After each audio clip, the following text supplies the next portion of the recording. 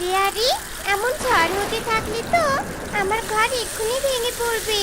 হায় হায়, কেন যে এবার ঘরটা মজবুত করে বানালাম না। ইরে বাবা, বাতাসের তোড়ে ঘরটা কেমন দুলছে। এই বুঝি ভেঙে গেল। বক এই কথা বলতে না বলতেই তার ঘরটা ধপাস করে গাছের ডাল থেকে ভেঙে নদীর পাড়ে পড়ে যায়। আর বক গাছের ডালে বসে বলতে থাকে, হায় হায়, কি ছিল আমার কপালে, কি হয়ে গেল রে। এই ঝড় বৃষ্টির রাতে তো আমি বাসাহারা হয়ে গেলাম। না না, এ গাছে বসে থাকাও আমার জন্য আর নিরাপদ নয়।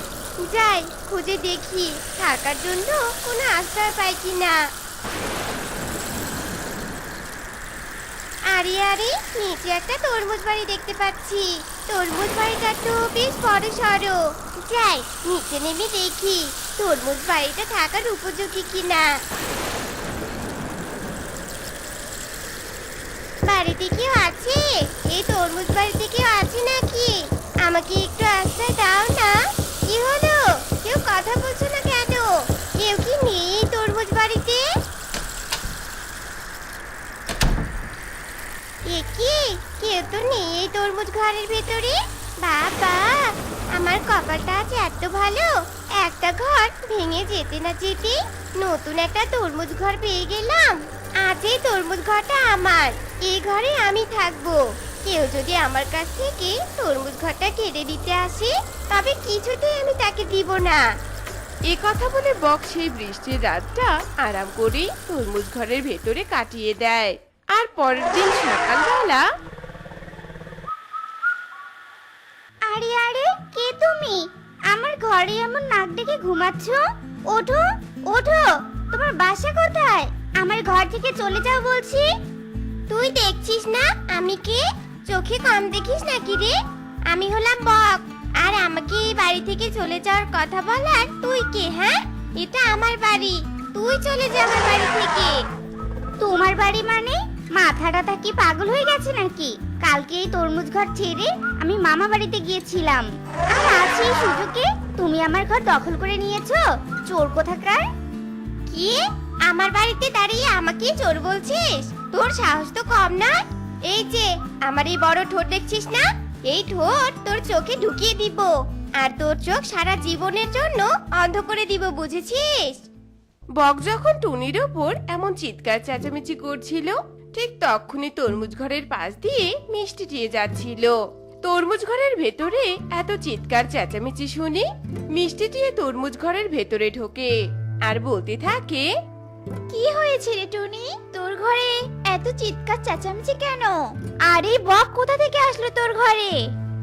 দেখো না মিষ্টি দিয়ে দিদি, এই বক কোথা থেকে যেন এসে আমার ঘর দখল করে বসে আছে। ঘর ছেড়ে তো যাচ্ছেই না, উল্টো আমাকে ভয় দেখাচ্ছে। এই বক, এটা টুনির ঘর, তুমি এখানে এসেছো কেন? চলে যাও এখান থেকে।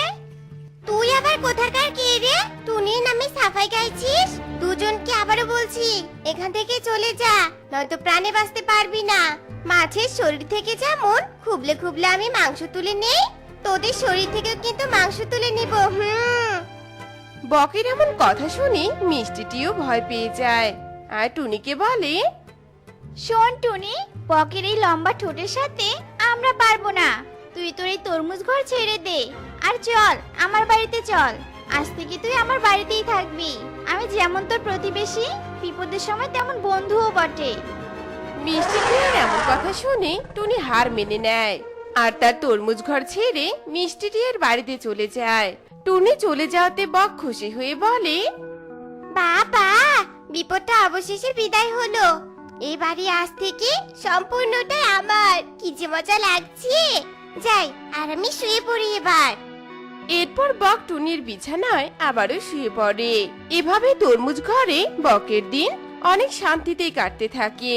কিন্তু একদিন, না না, এভাবে আর বসে বসে থাকতে একদম ইচ্ছে করছে না। কতদিন হয়ে গেল আমি কারোর সাথে ঠাট্টা মজা করি না। আজ পাখিদের সাথে মজা করার একটা বুদ্ধি পেয়েছি। বন্ধুরা, তোমরাই বলো দেখি আমার মনে কি বুদ্ধি চলছে। এসব বলে বক তরমুজ ঘর ছেড়ে বাহিরে বেরিয়ে পড়ে আর বনের মাঝে উঠতে থাকে। হঠাৎ করে দেখে কিছু পাখি গাছের ডালে বসে আছে। তা দেখে বকও সেখানে গিয়ে উপস্থিত হয়। এ কি বক, তুমি তুমি এখানে কি করতে এসেছো? আমাকে ঘর ছাড়া করেও কি তোমার শান্তি হয়নি? তোমার এখানে কোনো কাজ নেই, পাখিরা এখানে বসে মিটিং করছে। আরে আরে টুনি, আমাকে দেখে এত রেগে যাচ্ছ কেন? শোনো, বাকি পাখিরা তোমরাও শোনো। টুনির সাথে আমি যা করেছি তা ভুল করেছি, তার জন্য আমি লজ্জিত হয়ে ক্ষমা চাইছি।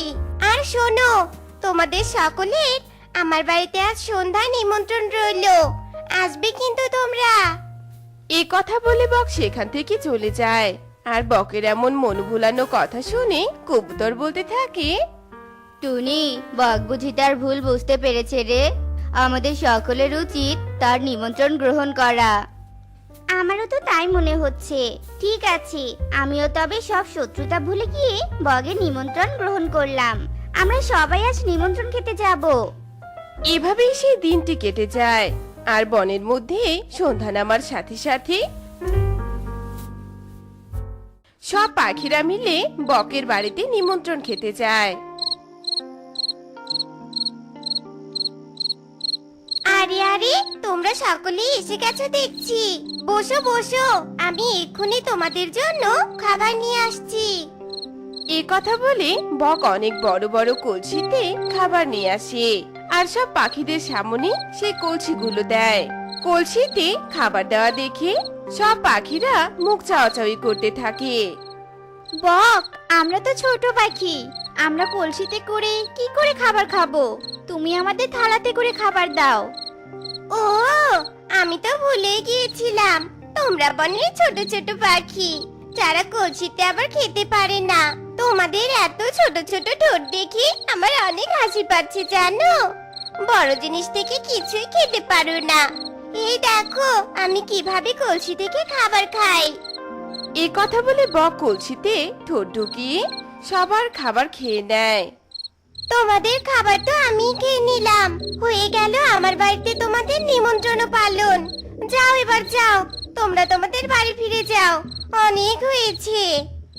বকের এমন অপমান করা দেখে বনের পাখিরা এবার ভীষণ চটে যায়। আর কবুতর বককে বলে, হ্যাঁ হ্যাঁ বক, তোমার বাড়ির নিমন্ত্রণ তো আমরা সবাই পালন করলাম। এবার বনের পাখিদের পক্ষ থেকে তোমাকেও নিমন্ত্রণ দিলাম। কাল সকালে বনের বটতলায় এসো, তোমাকে আমরা ভুরি ভোজ করাবো। ঠিক আছে ঠিক আছে, অবশ্যই আমি বটতলায় যাব। ভুরি ভোজ বলে কথা। এবার বাপু সবাই যাও তো আমার বাড়ি থেকে, আমি ঘুমাবো। বকের এমন কথা শুনে সব পাখিরা চলে যায়। এর পরের দিন বক সময় মতো বটতলায় গিয়ে হাজির হয়। আর বটতলায় গিয়ে দেখে বড় বড় কিছু থালায় শস্যদানা পাখিরা সাজিয়ে রেখেছে। আরে বক যে, এসো এসো, দেখো দেখো, তোমার জন্য কত আয়োজন করেছি আমরা, কত শস্যদানা রয়েছে। ইয়ার কি করছো তোমরা আমার সাথে? আমার এত বড় গলা আর ঠোঁট দিয়ে আমি কিভাবে থালায় এসব শুকনো খাবার খাবো? হ্যাঁ, তা আবার শস্যদানা? তোমাদের কি কোনো বিবেকবোধ নেই? বিবেকবোধ? কিসের বিবেকবোধ? তুমি তো জানতে আমরা ছোট পাখি, তুমি আবার কেমন করে কলসিতে আমাদের জন্য খাবার দিয়েছিলে? তোমার এত বড় গলা দিয়ে শস্যদানা খেতে পাচ্ছ না? দাঁড়াও, শিখিয়ে দিচ্ছি কি করে শস্যদানা খেতে হয়। এই কথা বলে সব পাখিরা সেই শস্যদানাগুলো খেতে থাকে আর নিমিষেই তা শেষ করে দেয়। এসব কাণ্ড দেখে বক তার নিজের করা কাজের জন্য লজ্জিত হয়ে পড়ে। আমি সব বুঝতে পেরেছি, তোমরা আর আমাকে লজ্জা দিও না। আসলে আমি তোমাদের সাথে মজা করতে গিয়ে নিজে অপমানিত হয়ে গেলাম। আমি আমার ভুল বুঝতে পেরেছি। টুনি, আমি তোমার তরমুজ ঘর ফেরত দিলাম, আর আমি এই বনে থাকবো না। এই কথা বলে বক লজ্জিত মুখে বন ছেড়ে পালিয়ে যায়। আর বনবাসীরা হাসতে হাসতে বলে, দেখ বক দেখ, কেমন লাগে, কাউকে ইট মারলে অবশ্যই পাটকেল খেতে হয়। এরপর বককে তাড়িয়ে বনবাসীরা যে যার বাসাতে ফিরে যায়। আর টুনিও আবার তার তরমুজ বাড়িতে ফিরে গিয়ে আরামে দিন কাটাতে থাকে। আমাদের মহারানীর একটা আংটি আমার কাছে রয়ে গিয়েছে, এটা আজকেই মহারানীকে ফেরত দিতে হবে। এতে করে নিশ্চয় মহারানী খুশি হয়ে আমাকে কিছু উপহার দিবে। তাহলে আর দেরি করছে কেন, চলো আমরা রাজপ্রাসাদে যাই। টোনা আর টুনি মিলে রাজপ্রাসাদের দিকে যেতে থাকে। এদিকে নিচে একটা মুরগি তার বাসার সামনে দাঁড়িয়ে খাবার খাচ্ছিল। আচ্ছা টুনি, মহারানী যদি আমাদের ভুল বুঝে কারাগারে বন্দি করে দেয় তাহলে কেমন হবে বলো তো? আরে না না, তা মোটেও হবে না। এই যা, তোমার সাথে কথা বলতে গিয়ে তো আমার মুখ থেকে আংটিটাই মাটিতে পড়ে গেছে। এবার কি হবে বলো তো? চলো তাড়াতাড়ি নিচে গিয়ে আংটিটা খুঁজে বের করি। এ কি সর্বনাশা কাণ্ড হয়ে গেল গো! এই মুরগি তো আংটিটাকে গিলে নিল, এবার কি হবে? তুমি কেঁদো না, এক্ষুনি মুরগির কাছে যেতে হবে। এই যে মুরগি, তুমি খাবারের সাথে আমাদের মহারানীর আংটিটাও খেয়ে ফেলেছো। হ্যাঁ, ওয়াটু ওয়াটু, এ জি বের হচ্ছে না কেন? পেটের ভিতর থেকে আংটিটা কেন বের হচ্ছে না? এই আংটিটা পেটের ভিতর থেকে বের না হলে তো আমি তৃপ্তি ঢেকুরও তুলতে পারবো না। তুমি দাঁড়াও, আমি এক্ষুনি তোমার পেট থেকে আংটিটা বের করে নিয়ে আসছি। ওরে বাবা রে, ওরে মারে, এবার তো আমার হাড় হাড্ডি সব গুঁড়ো হয়ে যাবে। ওরে তোরা থাম থাম, আমাকে ছাড়। টুনি আর টোনা মুরগির কোনো কথা না শুনি তাকে দুই পাশ থেকে টানতেই থাকে। ওরে বাবা রে, আমার তো পুরো মাথা ঘুরে গেল। না, এভাবে হার মানলে তো একদম চলবে না। উফ, কেন যে পেট থেকে বের হচ্ছে না? এই দুষ্ট আংটি পেট থেকে বেরিয়ে আয় বলছি। ওভাবে বের হবে না মুরগি, দাঁড়াও আমি বের করার ব্যবস্থা করছি। এই বলে টুনি মুরগির পেটে চাপ দিতে থাকে আর গাছের সাথে ধাক্কা দিতে থাকে, কিন্তু কোনোভাবেই মুরগির পেট থেকে আংটিটা বের হয় না। উফ, ছাড়ো বলছি, ছাড়ো আমাকে, তোমরা ছাড়ো। তোমরা আমার পেট থেকে আংটি বের করতে গিয়ে আমাকে তো মেরে ফেলবে। তোমরা শোনো, এখন রাত হয়ে আসছে, আমি আমার ঘরে গিয়ে ঘুমাবো। এখন সকালে ঘুম থেকে ওঠার পর আমি যখন পটি করব তখন তোমরা এসে আমার পটিগুলো থেকে আংটি খুঁজে নিয়ে যেও। এখন আমাকে আর বিরক্ত করো না তো, যাও এখান থেকে। এই বলে মুরগি তার মাথার ঝুঁটি দোলাতে দোলাতে নিজের ঘরে গিয়ে দরজা লাগিয়ে দেয়। এই তো না, এটা কি হয়ে গেল বলো তো? কি আর হলো, বাড়ি না ফিরে সারা রাত এখানে বসে বসে মুরগিকে পাহারা দিতে হবে। এসব হয়েছে তোমার জন্য। তুমি যদি আমাকে না রাখতে তাহলে আর আংটিটাও নিচে পড়ে যেত না, আর মুরগিটাও আংটিটা গিলে খেতে পারতো না। হ্যাঁ, এখন যত দোষ সবই টোনা ঘোষের, তাই তো? হয়েছে হয়েছে, থাক, অত রাগ করতে হবে না। এবার চলো ওই গাছের মগডালে গিয়ে বসে পড়ি। টোনা আর টুনি গাছের মগডালে গিয়ে বসে পড়ে। এদিকে ততক্ষণে রাত হয়ে আসে। এদিকে প্রাসাদের রানী তার গহনাগুলো বের করে আংটিটা খুঁজতে থাকে। এ কি, মহারাজের দেয়া আমার বিশেষ আংটিটি কোথায়? আমি কি ওকে হারিয়ে ফেললাম, নাকি কেউ চুরি করে নিয়ে গেল? দাসী, যাও এক্ষুনি মহারাজকে জানিয়ে দাও আর চারপাশে খোঁজার ব্যবস্থা করতে বলো।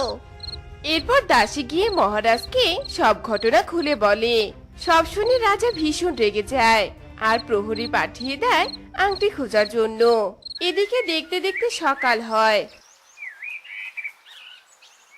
মুরগি ঘুম থেকে উঠে পটি করতে গিয়ে একটা সোনালী ডিম দেয়। এ কি, আমার তো রোজ সাদা ডিম হয়, কিন্তু আজ আমি সোনালী ডিম কেন দিলাম?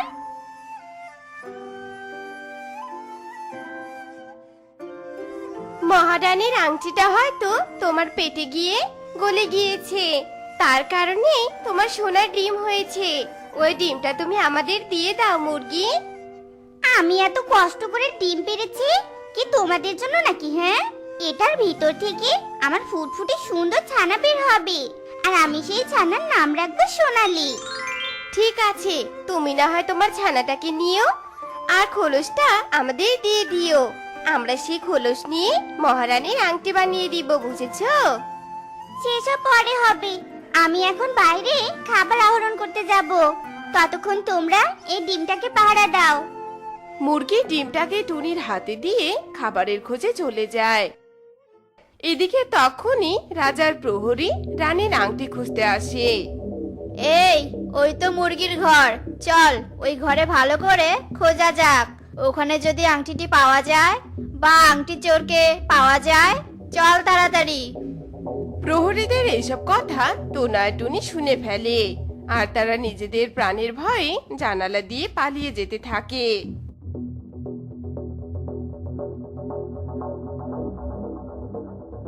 পালিয়ে এসে অনেক ভালো করেছি, নয়তো আজই গর্দান যেত আমাদের। ওই তো একটা বড় গাছ দেখা যাচ্ছে, চলো আমরা গাছটায় গিয়ে বসি।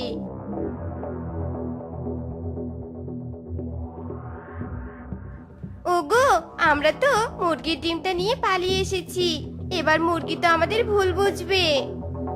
এমন সময় ওই গাছে থাকা একটা বানর এসে টুনির হাত থেকে মুরগির ডিমটা নিয়ে পালিয়ে যেতে থাকে।